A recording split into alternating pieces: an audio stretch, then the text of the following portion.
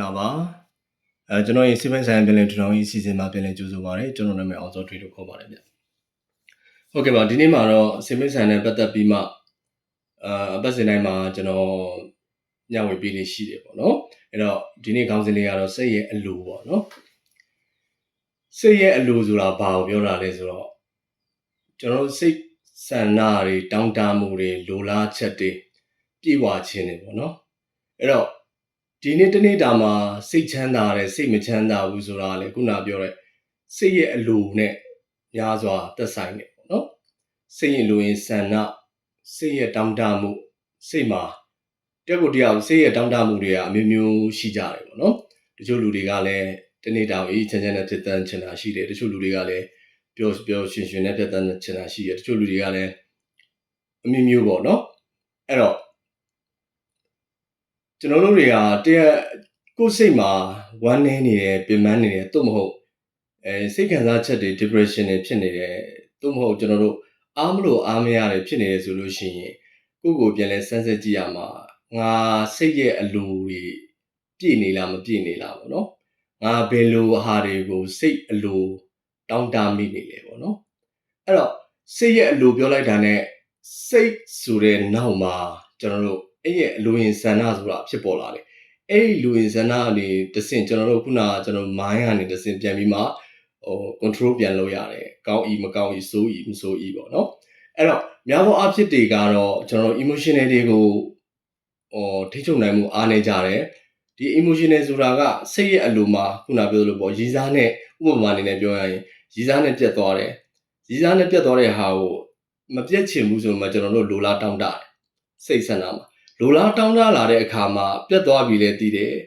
အဲ့ဒီအခါမှာပြန်ပြီးမှကျွန်တော်တို့ကလိုချင်တယ်ဆိုတဲ့အဟာကြီးလည်းဖြစ်တယ်အဲ့တော့စိတ်ထဲမှာမတင်မကြတွေဖြစ်ပေါ်လာတယ်အဲ့ဒီအခါမှာဘာဖြစ်လဲဝမ်းနေတယ်ပူဆွေးတယ်အဲ့တော့ကျွန်တော်တို့တွေနေ့စဉ်မှာဒေါသတွေထွက်တယ်ပူပန်နေတယ်ဆိုတာကကျွန်တော်တို့စိတ်ဆန္ဒထဲမှာလူအင်ဆန္ဒတွေအလိုတွေအများများနေတာပေါ့နော်အရန်ပူလောင်နေရတယ်လို့ကိုသိတယ်ဆိုလို့ရှိရင်ကိုအလိုအင်တွေများနေတယ်ဆိုတော့ကျွန်တော်တို့ပြန်လဲစဉ်းစားဖို့လိုအပ်တယ်ပေါ့နော်အဲ့တော့ဒီလိုအင်တွေဖြည့်သွားပြီးရင်တော့ပြီးသွားသလားပေါ့နော်အဲ့တော့စိတ်ဆိုတာဟာအသစ်အစမ်းတစ်ခုပြီးတစ်ခုကိုတောင်းတတယ်အသစ်အစမ်းတစ်ခုပြီးတစ်ခုကိုလိုလားတယ်ဟုတ်လားစိတ်ဆိုတာဟာတာတဲ့ဘက်ကိုလိုက်တယ်စိတ်ဆိုတာကျွန်တော်တို့နော်ဒီလိုအင်ဆန္ဒတွေဟာများသောအားဖြင့်ကဘယ်လိုပြောပြရမလဲခက်ခဲပင်ပန်းတဲ့အရာတခုကိုကျွန်တော်တို့တွေကအဲ့ဒီစိတ်အလိုတွေကတက်ပြီးမှလိုက်နိုင်ဖို့မရှိကြဘူးခုနကခက်ခဲမပင်ပန်းတဲ့အရာတွေဟလာသဘောတူဥပမာလေးနဲ့ပြောရမယ်ဆိုလို့ရှိရင်အမြဲတမ်းငါ့ကိုပြုံးပြနေရမယ်အမြဲတမ်းငါ့ဘောသဘောကောင်းပြီးနေရမယ်ဟလာလူတိုင်းဟာငါ့ဘောချစ်ရမယ်ဆိုတော့တောင်းတချက်တွေပေါ့နော်အဲ့လိုလူရင်ဆန္ဒလေးတွေပေါ့နော်အဲ့တော့ကျွန်တော်တို့ဘဝမှာပူပန်စရာတွေတိတ်များတယ်ဆိုကိုယ့်ရဲ့လူရင်ဆန္ဒလိုအင်တွေဘယ်လောက်ရှိတယ်လဲဆိုတော့ပြန်လည်စဉ်းစားကြည့်ရမယ်အဲ့တော့လိုအင်လို့ပြောလိုက်တာနဲ့ကျွန်တော်စိတ်မှာလိုအင်လို့ပြောလိုက်တာနဲ့မိသားစုရေးရှိမယ်ကျန်းမာရေးရှိမယ်စီးပွားရေးရှိမယ်လူမှုရေးရှိမယ်အမျိုးမျိုးတွေပေါ့နော်ကျွန်တော်တို့ဒီဟာတွေနဲ့ပဲကျွန်တော်တို့တွေအသက်ရှင်နေကြတာအဲ့တော့လောကရှိမယ်လောကုတ္တရာရှိမယ်အဲ့ဒီနှစ်ဖြာမှာကျွန်တော်တို့တွေကဘလို့လိုအင်တွေရှိတယ်လဲပေါ့ဘလို့ဆန္ဒတွေရှိတယ်လဲပေါ့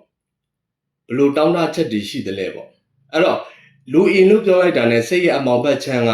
နေရာလဲပါတယ်စိတ်ရဲ့အလင်းဘက်ချမ်းက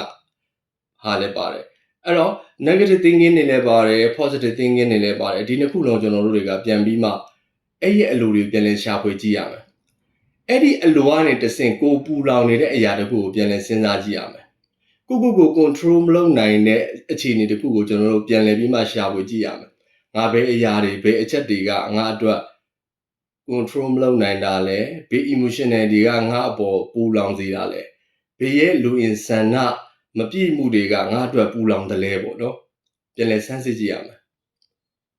အဲ့ဒါမှသာကျွန်တော်တနေ့တာမှာဖြတ်တန်းတဲ့အခါမှာပေါ့ပါလန်းစမ်းစွာနဲ့ဖြတ်တန်းရမယ်အဲ့တော့လိုအပ်ချက်တွေများရင်လူတိုင်းဟာပို့ပြီးမှလေးလံကြတယ်ဘာလို့လဲလိုအပ်ချက်တွေများလို့စိတ်မှာလည်းတူတူပဲစိတ်ရဲ့လိုအပ်ချက်တွေများလာလေစိတ်ဆန္ဒမှာတောင်းတတဲ့ခံစားချက်တွေ emotional တွေကိုကျွန်တော်တို့တွေကပြည့်ဖို့ကြိုးစားတာများတယ်ဆိုလို့ရှိရင်အဲ့ဒီစိတ်ကလည်းလေးလံနေမှာပဲအဲ့တော့ကျွန်တော်ရဲ့အဲ့ဒီရဲ့စိတ်ရဲ့အလိုနောက်ကိုမလိုက်ပဲနဲ့ စိတ်ရဲ့အလိုဆန္ဒနောက်မှာကျွန်တော်တို့အသားကျအောင်နေဖို့ကအရေးကြီးတယ်စိတ်မှာလူလားတောင်းတတဲ့အရာတွေရှိတယ်ဟုတ်လား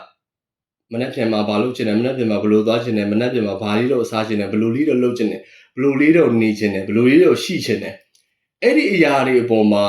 ကျွန်တော်တို့တွေကသွားပြီးမှမဖြစ်ရကောင်းလားဖြစ်ရကောင်းလားဆိုပြီးမှအလိုဆန္ဒတွေပေါ်မှာသွားပြီးမှ definition သွားဖွင့်ရမှာမဟုတ်ဘူးအဲ့တော့ကျွန်တော်တို့သိရမှာကတနေ့တာမှာကျွန်တော်တို့စိတ်ရဲ့အလိုနည်းလေလေတနေ့တာဟာပို့ပြီးမှပေါ့ပါလေလေဟုတ်လားဒီတနေ့တာမှာစိတ်ရဲ့လိုလားတောင်းတချက်တွေနည်းလေလေကျွန်တော်တို့စိတ်ရဲ့ပေါ့ပါလိုလတ်မှုတွေဟာတနေ့တာမှာပို့ပြီးမှငြိမ်းချမ်းလေလေပဲအဲ့တော့ကိုယ်တိုင်မှာဘယ်အရာတွေပူလောင်လဲဘယ်အရာတွေကကိုယ့်အတွက်အစိုးတရားတွေဖြစ်စေလဲဘယ်အရာတွေကကိုယ့်အတွက် depression ဖြစ်စေတယ်လဲဘယ်အရာတွေကကိုယ့်အတွက်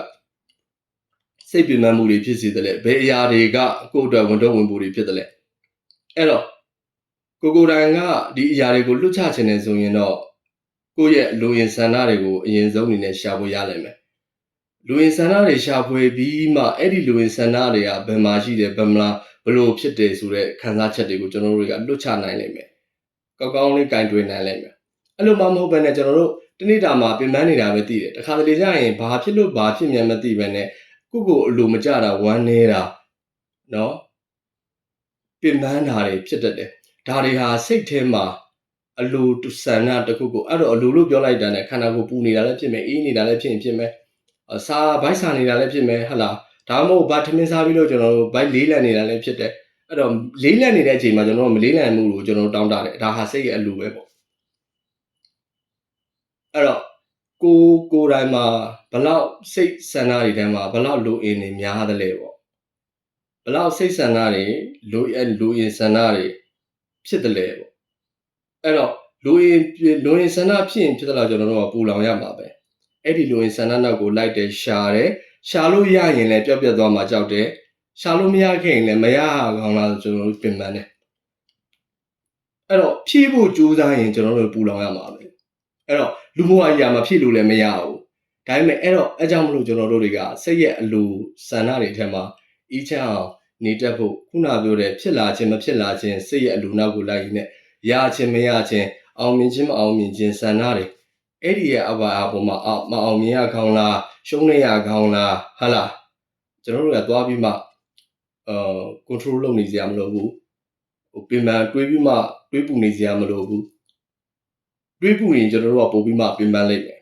အားလုံးကအရာအားလုံးကသူ့အလုပ်တူလှုပ်သွားတာအချိန်တန်ရင်အရာအားလုံးဟာပြီးဆုံးသွားတာပဲအခုချိန်မှာလူကြီးမင်းချမ်းသာပဲပြောပျော်ရွှင်နေပဲပြောဝမ်းနေနေပဲပြောဒုက္ခရောက်နေပဲပြောအချိန်တစ်ခုတည်းပဲဒီအချိန်တစ်ခုတည်းမှာပဲကျွန်တော်တို့တွေနေရတာအချိန်တစ်ခုပြီးတာနဲ့ဒီအရာတွေကလည်းအဆုံးသတ်သွားတာပဲအဆုံးသတ်ပြီးပြန်ဘာဖြစ်လဲပြန်စားတယ်ပြန်စားပြီးတော့ပြန်အဆုံးတက်တယ်ဒါဟာလူဘဝရဲ့ဓမ္မတာလူဘဝရဲ့သဘောတရားပဲအဲ့တော့ဝမ်းနေနေတယ်ဆိုလည်းအရန်ကိုဝမ်းမနေနဲ့ဒါလည်းခဏပဲအခုအရန်ပျော်နေတယ်ဆိုလည်းအရန်ကြီးလည်းမပျော်နဲ့ဒါဟာလည်းခဏပဲကျွန်တော်တို့တွေအချိန်တန်ရင်ကြောက်သွားတာကြည့်ပဲဟုတ်ကဲ့ပါအခုကျွန်တော်ရဲ့လေဗီဒီယိုလေးတွေကိုနားလည်မယ်လို့တော့ကျွန်တော်မျှော်လင့်ပါတယ်ပေါ့နော်နားမလည်ဘူးဆိုလို့ကျွန်တော်ကိုလာပြီးမှဆက်သွယ်မေးမြန်းနိုင်ပါတယ်ကျေးဇူးတင်ပါတယ်အခုလိုကျွန်တော်ရဲ့ဗီဒီယိုလေးကိုစောင့်နားထောင်ပေးတဲ့အတွက်